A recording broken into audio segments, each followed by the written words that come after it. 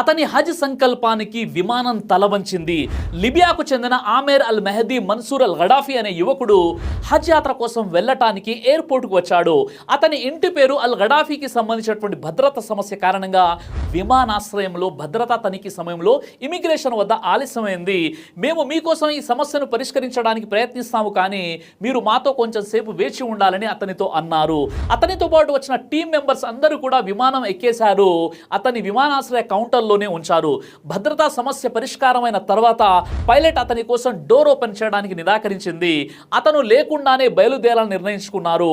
అక్కడున్న భద్రతా అధికారులు అతన్ని ఓదార్చడానికి ప్రయత్నించినప్పటికీ ఆమెర్ విమానాశ్రయం నుండి బయటకు వెళ్ళడానికి నిరాకరించి, నేను హజ్ చేయాలనుకుంటున్నాను మరియు అల్లా ఇష్టపడితేనే నేను ఖచ్చితంగా వెళ్తానని గట్టి నమ్మకంతో చెప్పాడు. అది ఎలా సాధ్యమని అక్కడ ఉన్న వారికి చాలా ఆశ్చర్యం మరియు వింత కలిగింది. అల్లా చిత్తమైతే ఏది సాధ్యం కాదు, మీరే చెప్పండి. అల్లా